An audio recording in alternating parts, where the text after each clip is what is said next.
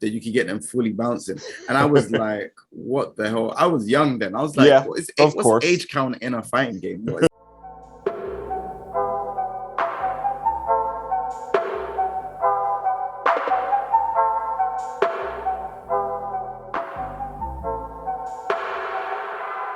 Guys, it's an episode. We're gonna start this off as like, the Nursery Podcast season 3. Now, this isn't started with my normal co-host because he has just brought new life into the world. So he's busy right now, being a dad and stuff, which is great. But we're doing it without him. So he'll be on for another one. But we do have KingJae in the house today. I'm gonna introduce myself because season 3, I'm Diaz Paro, aka Blake King. KingJae, introduce yourself. Justin Stinnett, aka KingJae, known for Tekken content. I pro player for Tekken and content creator for fighting games. So yeah, that's me, man. I like that. So like I said, season 3. So we are changing up a little bit. We're trying to bring a bit more of the nerdy world in here because normally on the show we talk about comics, movies, a bit of anime and stuff like that, which generally stems from myself. But it's here. We don't really talk a lot about video games. And KingJae and I, we're working on something. We're trying to work on something. I think is more accurate saying. We're here to bring another element of that nerd world, which is the video games, but also still incorporating with nerds and food podcasts, not just one part. So it's kind of like looking into. I had to bring out the Tekken hoodie today because I'm a child of Tekken. I was looking. I was like, "Oh, I've never seen that show. That show looks good." I'm a child of Tekken myself. So when we discussed this, from you're working with Cineworld. I'm somewhat in a different way affiliated with Cineworld myself on a much more personal basis, but still I thought we should kind of get together and kind of talk about that. So it's worked after a long period of time of ups and downs and fixing desks and so on. Yeah. Listen, but we got here. I said before the episode, that was a cool shirt. Please talk to me about the shirt. All right, so this t-shirt here, or jumper, should I say, this jumper is basically all the subscribers that when I first got my Twitch partnership, they all helped me get to like a large number in terms of how many subs there were. So I made their names match up to my face. So you can see the hat and my face, because without them, I wouldn't be where I'm at right now. So I just said, right, I'm going to do something to give back. And yeah, that was it, really. I absolutely love that. That is fantastic. Like things like that are like when you kind of give back to the community, and like I love art. So that is something that I really appreciate, and having what like when the content creator, the famous person or whatever it is, kind of shows that appreciation more than just a shout out on like not to diss a shout out on the stream or whatever. That's like a part of you now, and they are now a part of that progress, and it's truly wonderful. I really like things like that. Thank you. It's actually crazy because when I first done it, people were like, "Oh yeah, but it's got your face on it. It's not going to sell well." But it's actually my most selling merch that I've ever made. So yeah, man, I think as an art person, I would probably look at that more than anything else. Like regardless of face or not, people wear a lot of things with other people's faces literally on there. So I don't see why that wouldn't. I get the point they're making, but nah, like it's amazing. It's truly wonderful. Thank you very much. Like, I appreciate it. I think one of the most obvious questions that anyone would ask about content creating and like fighting games is, one, what got you into fighting games? And two, why did you start this journey on Twitch and so on? So fighting games for me was, my dad used to be heavily into like martial arts films, and as a young kid and you're watching it with him and stuff like that, it's kind of like you get into it. And back then when I was young, I used to like fighting and stuff. I don't know, I was just very hyperactive. I like to fight and stuff. So makes sense. I like to watch like so I was watching a lot of like Bruce Lee movies, and then as we all did. Yeah, like Bruce Lee, Jet Li, like Fist of Legend, all of these type of movies and stuff.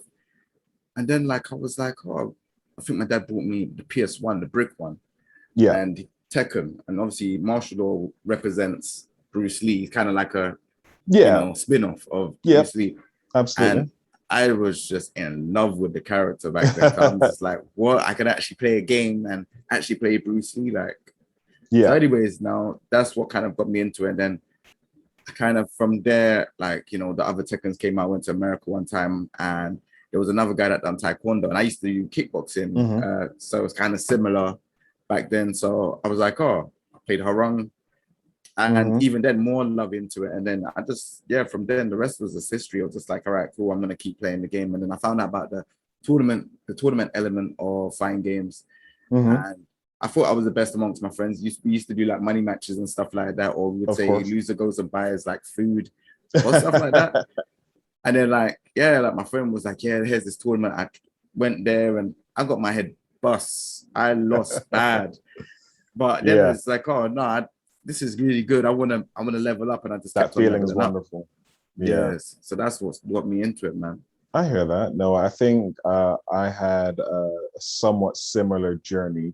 And quick before I get into that, one of my friends that I work with, because I'm amongst my friends in terms of Tekken, I'm probably the best one and most consistent one. And I'm not great by when I look at the pantheon of the level of Tekken, I'm still like intermediate mid tier. But amongst my friends and when we have our tournaments, I'm the king in relation to that. Okay, okay, okay. But That's sick. when I was talking to one of my work colleagues and said he went to a tournament back in the day, and he was saying because he didn't know about frame data or whatever, he just played and he was good. He played by eye, which is is what we did back in the day. And to be Yeah, fair, yeah. that's still how I play fighting games. I don't have time to look at frame data and I just feel the game and like hope it works out for the best. And most cases it does, but sometimes I just I lose. And he Mm. was saying like he didn't know, and then in his bracket was JDCR. Yeah. So, and like the people that was in it, like, oh, do you know who he is? The guy, my friend was like, nah, I don't know who he is, blah, blah. And then he learned who he was. Straight away. Yeah, one He of the learned best in the real world. quick. He lost Yeah. real fast. So since then he went home like yourself, learned about frame data and everything, and now he's a lot better. We're still yet to play each other because he's on PC and I'm not. Um, so maybe one day, but I hope he's as good as stated by himself and what the stories you've told. Based on the videos he sent me, he is. So I can much appreciate that definitely. But for me, in starting in defining games is very similar. I've always been interested into martial arts and just things of that matter, like any type of physical combat, parkour, anything that was just got my heart racing. I was there. Um, I played Tekken originally. I was terrible at Street Fighter. I was terrible at Mortal Kombat, but Tekken was a lot easier to access for me. And I think a lot of people kind of felt that way at that time. And then Tekken 3 happened. I gravitated more towards Jin and Harang, but I initially did pick up Eddie because simplest character to use. Mm. But I graduated further into actually understanding Brian, Harang, all these characters. And when Steve came into the game, I like 3 was the heart, and 5 was where I kind of perfected my Tekken game. And then 6 Yeah. came in and tag 2 and 7 is just a work of art for me right now. I can't wait to see what they do when 8 comes out and the characters that they decide to bring in from other franchises if they keep doing that, because it's worked well for Smash Bros and it's working well for Tekken 7. Mm. So I don't see any issues. So we've gone through the origins for you. You're like where you are now, and you're doing the Twitch. I was actually streaming today, which is kind of why I was late today. So I You're was good, playing you're good. Hades. So I'm jumping into the Twitch and streaming platform, trying to do that, which is also a part of the Nerds and Food podcast journey that we're going on as well. What other fighting games or just other games that you kind of have that desire for? Because I'm a big fan of Street Fighter. Like from Third Strike and 4 are my favorite ones. What other fighting games are you kind of like involved with? I'd say it's definitely fighting game. So like I could pick up any fighting game right now and just know whether it's to do with footsies, jumping, combos. I'll Yeah. learn that straight away easy, and the Mm-hmm. rest is history. But I'd say the ones that I like the most is Tekken, Street Fighter. I Dead or Alive gets an honorable mention, but it's not one of my favorites. Yeah, it's not one of my I favorites. think for most quote unquote stereotypical males our age, that are like will always get a mention that's honorable or dishonorable depending on your viewpoint. Yeah. For what it brought to the table. It didn't care what it was. It knew what it was. It delivered on what it was. And the mechanics, I think, for Dead or Alive they're very unique, I think, because I it is think they're Marmite. Very like if you either love it or you hate it. Yeah, it's very Marmite. Once you get the taste for it, it's an acquired Marmite taste. I think that's kind of what it is. Because if you're looking on the outside, you're looking, it's very visual, and when you look at the women of the game, it's definitely very visual. It's very flashy, but the combat system, it's so simple yet very complicated at the same time. Or at least that's how I thought about it when I was playing it, because I pick it up, but it's also just like, this doesn't feel right as a 3D, because I'm used to Tekken and Virtua Fighter, where it's a bit more straightforward in how it works, as opposed to just, it's kind of a 2-button game really with a parry system, if that makes sense. Basically, yeah. You got the counter button, and you got throw button. So it's the game to me. Like I remember Dead or Alive 1, where they had like the bouncing assets, and if you change the age, you could change the age to 99, that you could get them fully bouncing. And I was like, what the hell? I was young then. I was like, what's age count in a fighting game? What is that? And then when like I started looking on game FAQs, because that's what we used to do back in the days. You used to go on game FAQs and search up what's all this stuff. We never had YouTube. We never had all no YouTube, no Reddit. Actually, I think Reddit may have been there a little bit. I don't think so. Yeah, because we was looking at like Yahoo. It wasn't even Google back then. Ask Jeeves. Ask Jeeves. All of those stuff. GeoCities and all of those things. So this is back in the day. Yeah. So it's like, bro, when do you actually look at all these stuff? You find out so much into like information. And it's like, that's what it's for. And that's what bare people used to use. And then ever since then, Dead or Alive has been known for that. Obviously, it's a good fighting game, but that's not what they sell. It's always about the assets, it's the physics. The female characters and the physics of them. And it's sad because I feel like they can make it into a game where, you know, both the females and the males are kind of like equal. Yeah. But I feel like that game is like, females are in there, but to kind of like complement it, there's going to be guys as well in there. Yeah. So that's why it always gets it gets a negative stigma. Absolutely. Compared to like Tekken, Street Fighter, even Mortal Kombat as well. Yeah, Mortal Kombat as well. Like, what's your view on the change that Mortal Kombat did and their reasoning between from the origins of the game and up until 11? Because I know there's kind of been it's very polarizing what's happened with the costumes that they changed for specifically the women. Typically they're scantily clad, more or less. And in 11, they decided to change that. What's your view on their reasoning behind it and the change itself? I feel like with Mortal Kombat 11, I feel like they changed it because they didn't want, because they look a lot more covered up now compared to how it was in like the previous games. And I feel like that's purely because of they probably got a lot of complaints, because remember, there's a lot of people in like, you know, Middle East that play these games as well. And obviously those things are quite bad to have characters where their chest section is just really out there. You know, it's the same type of thing that, you know, Laura in Street Fighter 5, a lot of people kind of complained about. Like, we had a player in the UK that was really against it. And I was like, raw, like, I didn't really understand it. But then obviously asking the player, they were like, because of in Middle East, it's kind of frowned upon to be like, just have your chest out there like that. True. So I think it just was to appeal to everyone. Like, they could look beautiful face wise and stuff, but it doesn't need to be chest out. Because that's what you're trying to basically say. That's all women are, is face out, chest out. So they wanted to make it like, you're caring about the character for them rather than the assets. I completely agree, and I think people, when it comes to making a game, you make the game that you want to make, regardless of whatever else. If it's going to sell, because Mortal Kombat 11 is still what the highest selling Mortal Kombat they've made anyway, despite a lot of people, once it's come out, not really feeling it as much as they did X or even 9. I think the reasoning that NetherRealm gave behind it's meant to be more realistic for a fighting game. In a fighting scenario. And I think that's kind of where they lost a lot of people, because if we're looking at realistic, Cassie Cage probably has the most realistic fighting gear with her training gear in Mortal Kombat X. But you look at Melina, she's got long flowing clothes, Jade long flowing clothes, like you don't want to be grabbed. So I was watching a video by I can't remember his name, True Underdog Gaming. And he was explaining a lot of things, and I was like, I get some of the points that he's making, but in terms of their reasoning, I don't agree with the reasoning in comparison to the result that we got. If they just came in and said, hey, we're just trying to less hypersexualize the women in the game, I mess with it 100%. And I agree that that's a very valid reason for the games. I also do think it's a bit interesting that you can have Mortal Kombat, which is known to be hyper everything, and blood, guts, gore. And I wouldn't say they directly sexualize the women or the men, but yes, there's flesh being shown, absolutely.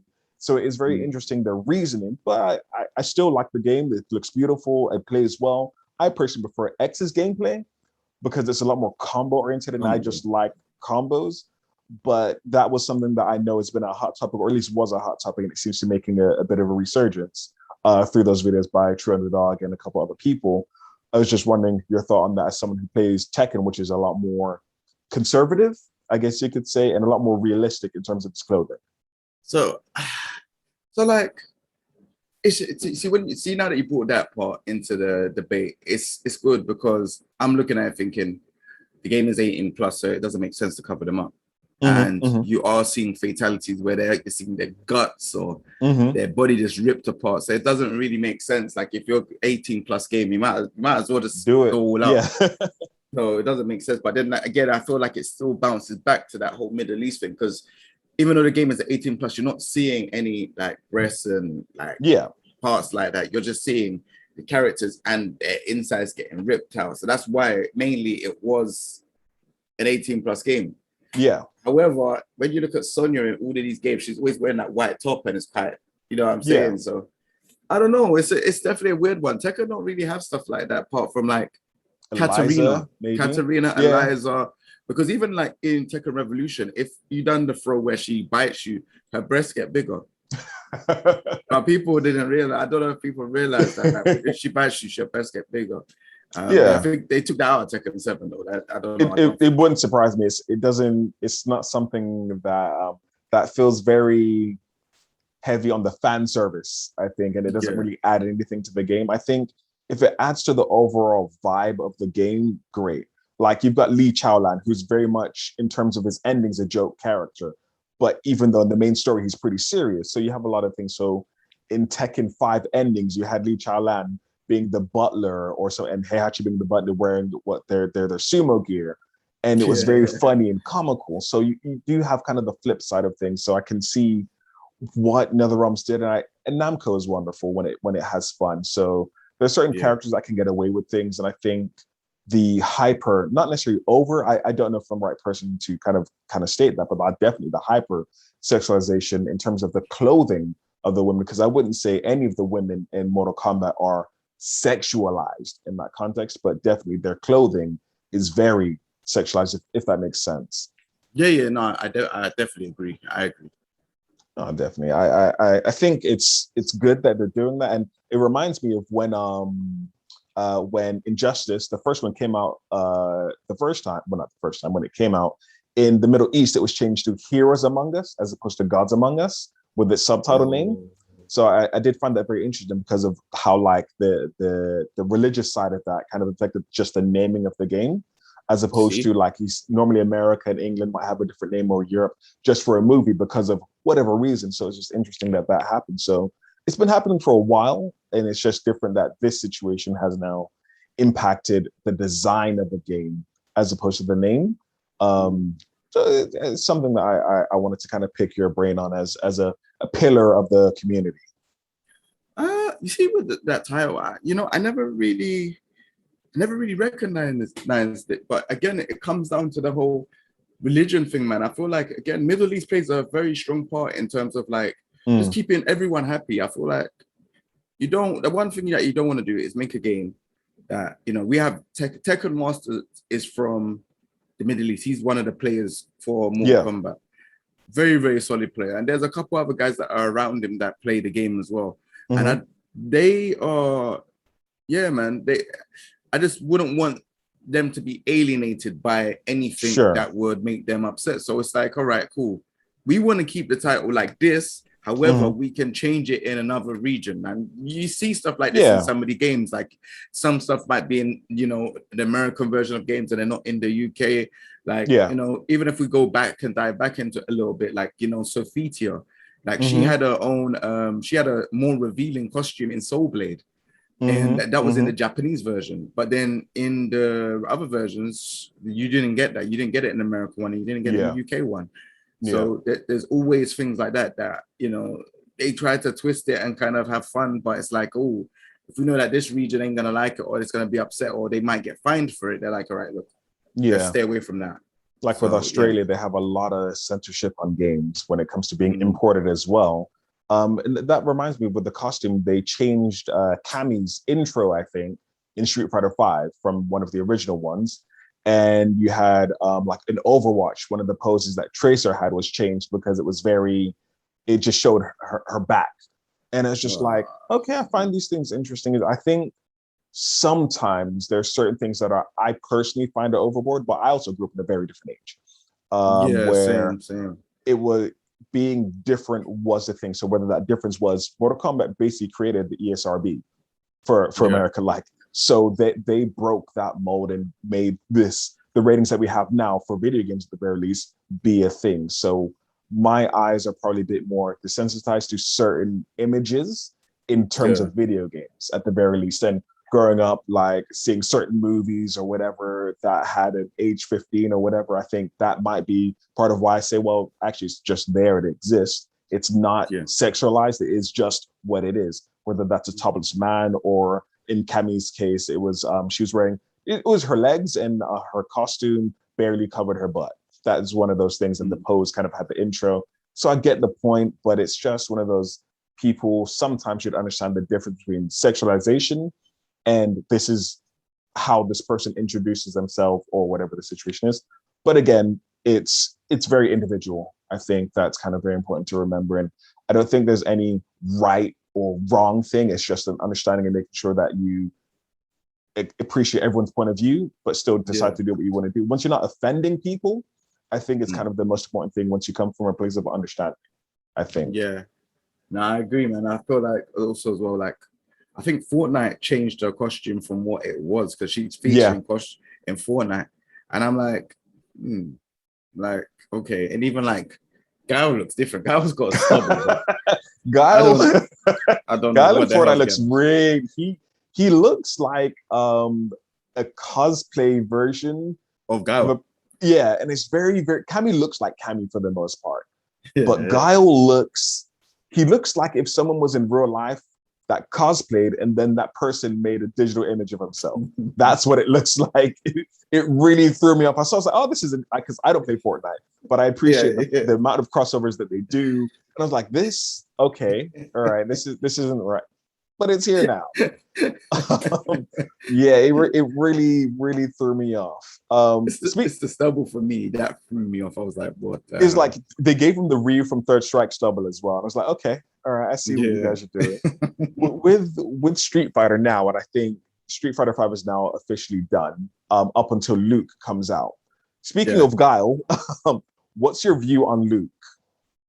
I mean, there definitely could have been a better character for sure. Like, I looked at Luke and I just think the design is a bit like, it's just a bit rubbish. Like, he looks good, like he punches and the projectiles come out and stuff like that.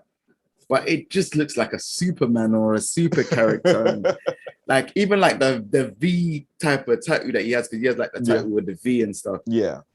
I'm looking at that and I'm just like, I'm definitely not a big fan of his character design. It feels very generic. And I was watching a video and there's like 17 or 18 blonde characters in Street Fighter V by itself. Bro, Colleen, Ken, Guile, Cammy, Karen, not Luke, the other blonde dude, the boxer guy that was a Balrog. There's a lot of them. Ed, yeah. So look, blonde people exist. Like it's not a shot in any type of shade. It's very much, it happens. But it's also like Capcom. You are a game developer. You started fighting games like to be what it is today. Of course, not the first, but the gap from Street Fighter to Street Fighter 2 is magnificent. And that Street Fighter 2 is the home of every fighting game since then. No one can deny any influence. But you look at character design, Tekken, amazing character design. King of Fighters, amazing character. King of Fighters has some of the best character design ever. Regardless of how the games look, at the end of the day, the design, you know it's King of Fighters. When you look at Viper, she's clearly a King of Fighters influenced character. 100%. So when they came out with Luke, I was like, it looks basic. Trash. And when you look at, say, Abel, he's MMA based, or judo MMA based. He is a B-Tech Abel. That's what he is. He is just a low rate, like, because you look at him and you're thinking, like, but even if you look at like his hair textures and stuff, it just the hair is a joke. It just looks the so hair messy. is an absolute joke. So, but like his gameplay looks interesting to me. I messed with the gameplay style, but the character design, I wanted more.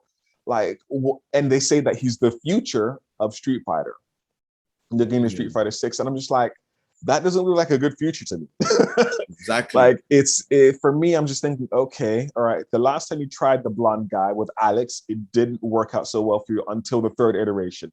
And even then, that didn't become a big thing until Justin Wong and Daigo. Like, after that moment when it came back with Street Fighter 4, when that kind of resurgence of Street Fighter, that's kind of, in between that time, of course, Street Fighter Third Strike got the love it deserved. Yes, definitely. So starting now with that history of starting with a blonde guy doesn't seem to be doing so well for you.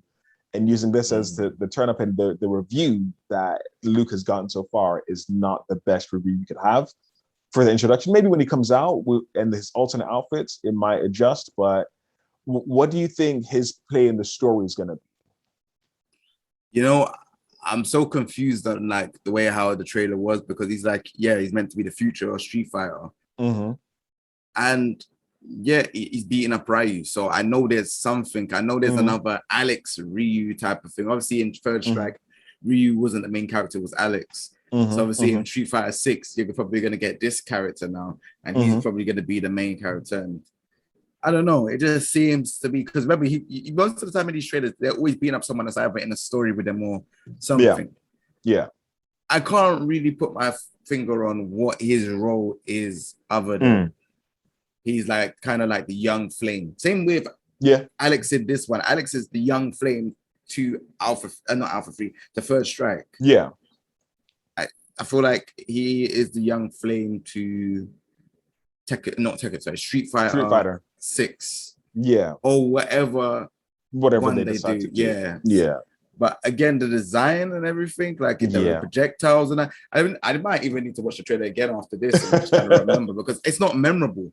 It wasn't. No, it definitely wasn't. I didn't leave the trailer thinking, okay, that's really cool. I looked at it, I was like, I don't like the design. It's too normal. And the thing is, what's interesting is that when we look at Ryu, he's just wearing a gi. When we look at Ken, he's fair enough. In 5, it's different, but he's just wearing a gi. Sakura, she sometimes has the sports outfits, but typically she's in the school gear. But there's something that was very iconic about these characters. Look at Sagat. He's just wearing Muay Thai boxers, but with an add-on as well. But with this guy, it just felt very okay. What do you do? And my interest in him is literally the story, because if you're not going to use Sakura as the new main character, which for me feels like the natural progression, if they're going to try and leave Ryu behind as the protagonist, the face of Street Fighter, which they can really never do. But if that's the aim, Sakura makes the most sense, or Sean makes the most sense for me to kind of go in the route of the next generation of Street Fighter characters, not this new person that looks like he might be related to Guile or Nash, or even related to Abel. He might be Abel's kid, unlike Remy. So it just really, I don't know.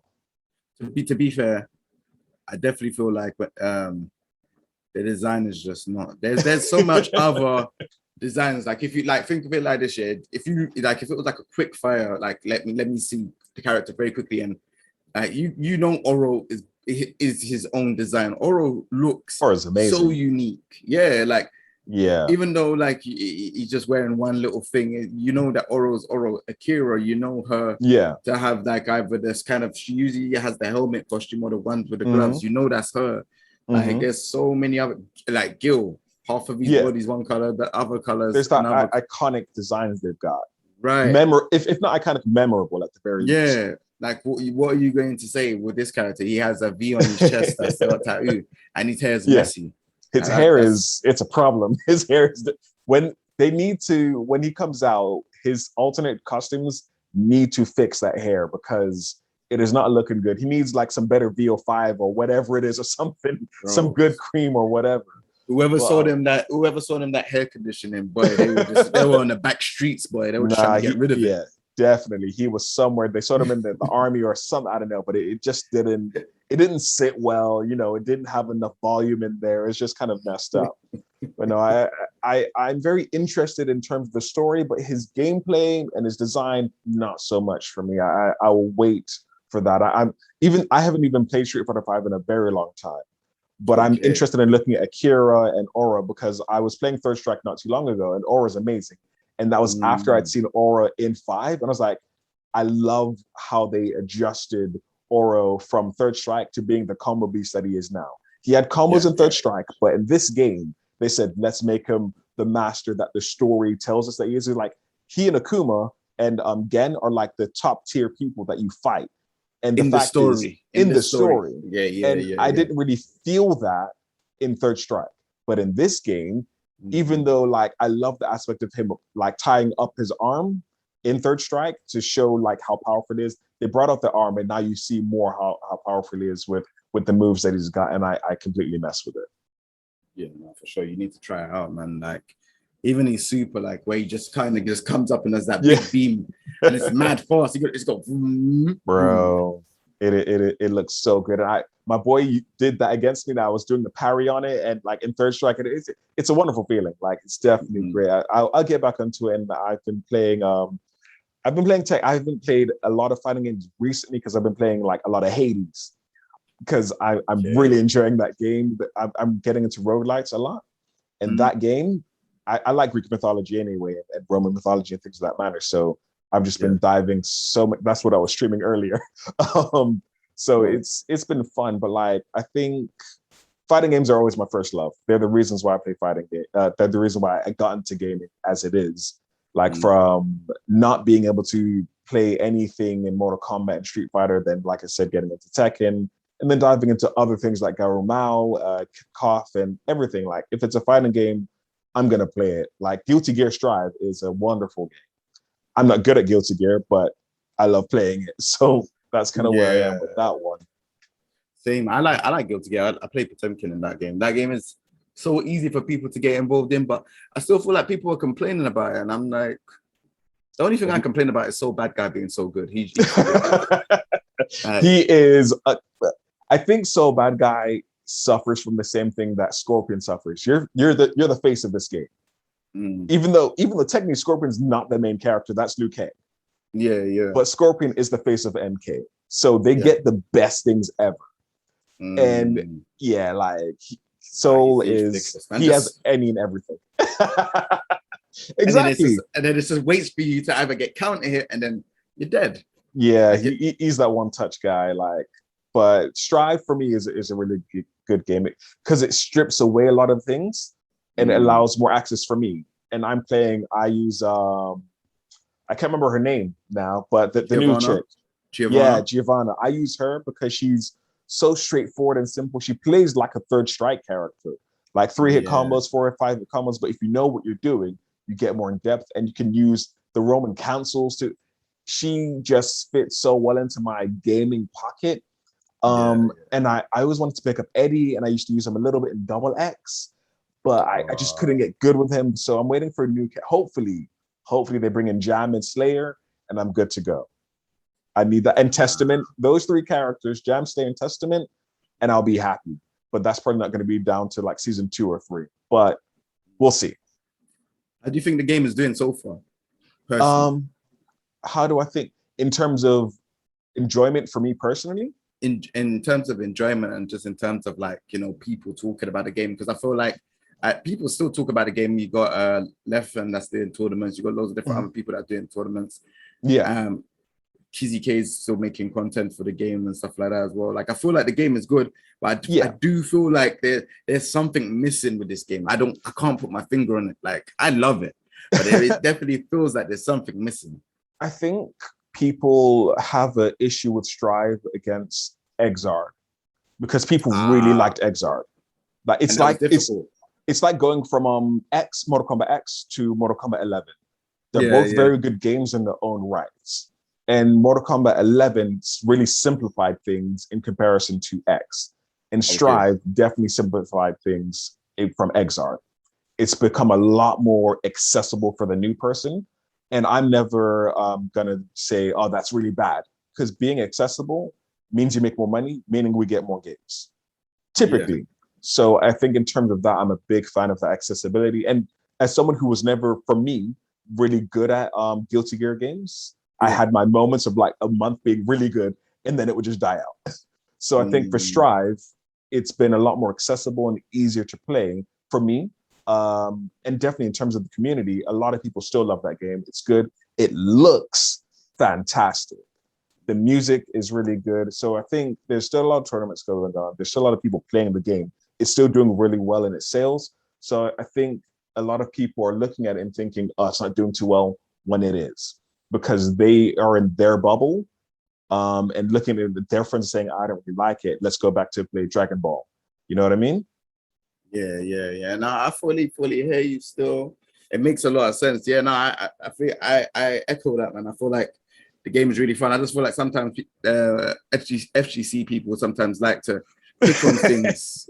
There's never the fine line of, oh yeah, you know what, but we'll accept it. It's always this ain't in there, or this nah, bro. This FGC is very, very fickle. Very. Yeah, like just let the game run, man. Just like obviously it's more simpler than the old school games. Remember, we're going into a generation where everyone's in lockdown. We want them to play a game and learn the game. If remember, I never played other games, so I felt like they were just too difficult.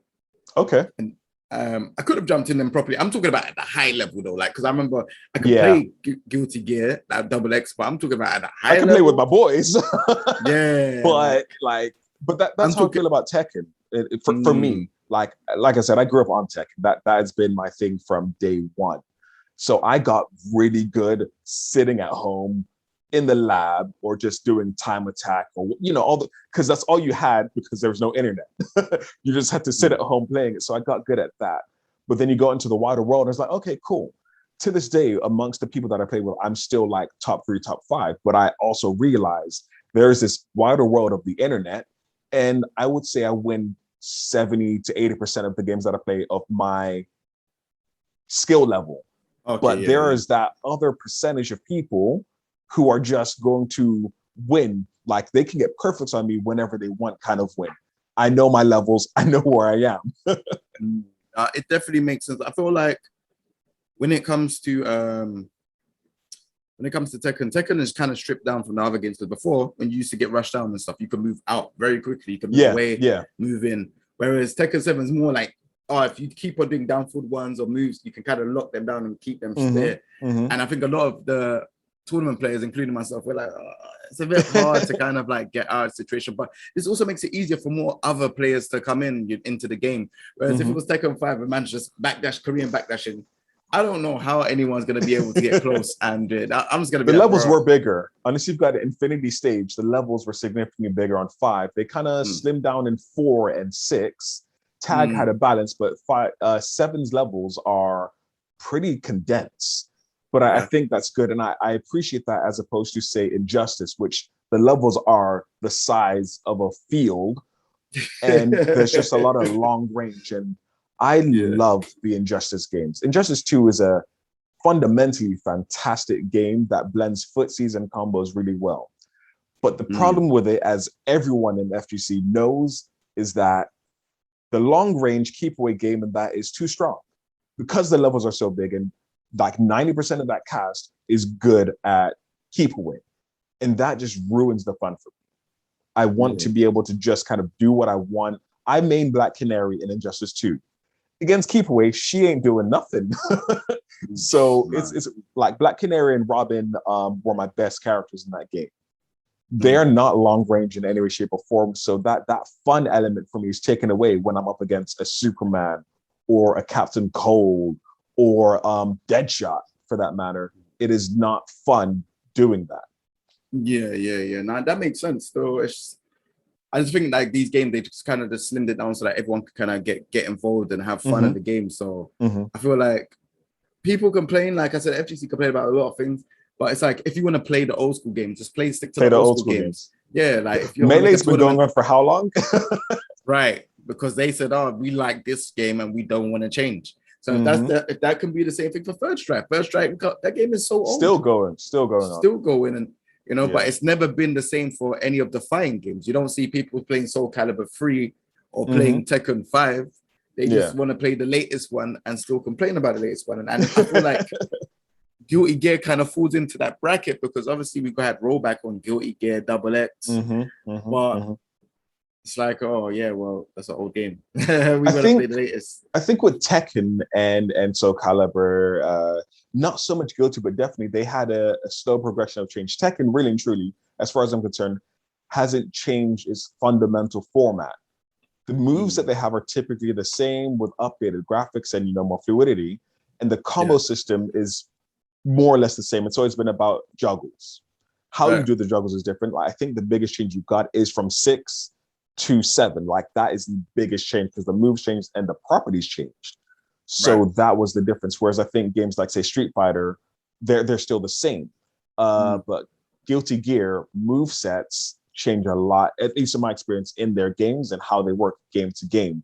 Like how each button is different, if that makes sense. So I think that's why, like between Melee and say Smash 4 and Ultimate and Brawl, those differences were very much game to game. So you felt Melee was very different to Brawl, whereas Tekken, the change, if you look at Tekken to Tekken 7, you see the difference.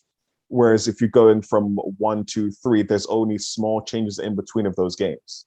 Yeah, like this is the thing. I feel like the changes, like for Tekken especially, the moves they usually look the same with some of the characters, or they're just remixed some way. Yeah, that's what it usually is. In terms of Smash, to be honest, to me, they look the same, but I don't know. Like I said, there might be an underlying rule that there's different things. It does look the same to me. But when I look at Smash Ultimate, there's bare stages. There's so many stages. So I don't know. Do you play Ultimate at all? I want to get involved, but it's like I have to get Smash Pass 1 and Smash Pass 2 and I'm 3. looking at it's monies. It is monies. So I have Smash and I've got all the characters, and I will tell you this: I'm not a Smash player by any way, shape, or form. I have the game and I love the game. But do not ask me to do anything on that game besides press buttons. And I understand how fighting games work. That is what I do with Smash Bros. Like, cool, combos are here. Here's grab, here's block, blah, blah, blah, blah, blah. That's how I play Smash, with fundamentals. I do not understand the combo structure in Smash, bar Little Mac and Snake. Other than that, dude, you're not going to see any combos from me. But I appreciate the skill level that goes into Smash, and the fact they've got over 60, 70 characters in that game, and the amount of licensing they needed to do for their guest characters. I appreciate the business of Smash Ultimate so much. And that's why I liken it to, Tekken. I liken Tekken 7 to Smash Bros. Because Tekken 7, for the high profile game that it is, they got Geese. They had Akuma from Street Fighter, its eternal arch rival, as part of its actual story. It changed the game. I feel like it was long overdue that they've done stuff like this, because I feel like, I think Dead or Alive done it with Master Chief as well. But it was a Spartan. It wasn't Master Chief. It was a Spartan that was in there. Spartan. But the fact is they still got it in there. And I think Mortal Kombat, NetherRealm, since 9, they've been doing so well with their guest characters. Because in 11, what you've got Terminator and Rambo. Before you had Jason and Leatherface, and their licensing game is strong. It helps that they're owned by Warner Brothers, or at least were owned by Warner Brothers. Now it's changed. So with AT&T doing stuff, we'll see what happens with that. Hopefully, and the Harry Potter game, that's going to be adjusted at least somewhat now. I'm not a Potterhead, but the game looks good, and I'm interested in the Potter universe. So that game seemed like it could be something that was really good. So that changed, but I mostly care about NetherRealm when it comes to that, to be fair, how that's gonna work. Yeah, no, definitely. Yeah, I think, we've been here for a while. We tried to make it a short one, went on for a bit longer. But yeah, how you feeling? Did you enjoy the episode? Yeah, no, like it feels like I could talk on for ages. It's like there's a lot of obviously it's good because we've never spoke about things. But this is the first time, and it's like we're both just Yeah, rolling off, and the energy and the synergy's there, yeah. and it's amazing. Like like it's good, and it's like I try. before this, I was actually tired, and I was like, yeah, no, we're gonna do it, we're gonna do it. And every time we talk about something, it's like, yeah, like the fire just comes in. I'm like, yeah, like da, da, da. I say it's good, man. It's proper good to have this type of Yo. conversation, and just like, yeah, we gotta do it again, man. I'm I'm all for always it. ready for this. Like if we're doing on this episode as we are right now, we're doing something for you directly. That's cool. That's Yeah. great. Where can the people find you? All right, cool. So for me, before like people say they don't really do this social media stuff. Obviously, this is my generation. I'm 32, so my Okay. generation is like, oh yeah, we don't really do social media. I'm But definitely on social media.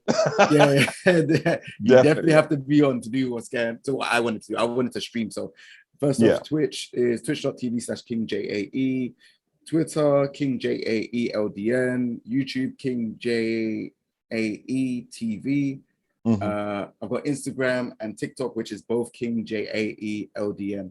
So Nice. yeah, I'm gonna be doing a lot more content on TikTok, guys. Gonna like help people with content creation and stuff like that. I don't really I get like down with that. it. Yeah, I don't really get down with the TikTok dances and all of that stuff. Like, No, I've done one dance, and that was with the video, and it's very simple when he's just this, and that was very comfortable for me. And I was oh wearing my yeah, Deadpool yeah. mask and everything, so it was just like it was very normal. Like, but no, my TikTok is just full of literally all I talk about is nerdy stuff, generally Yeah. revolving on Marvel, DC, and whatever. But if it's nerdy, I'm there, and that's what the podcast is for, just bringing people together, holding that conversation. And it's been wonderful to be able to talk about video games on the podcast thoroughly, specifically fighting games, but it's been Yeah, great. yeah. But I have been DS Pyro, aka Blake King. My co-host for today has been KingJae. Thank you so much for joining another episode of the Nurse Good Podcast. You guys enjoy the rest of your day and have a good life. Peace out. Thank you for having me. Thank you.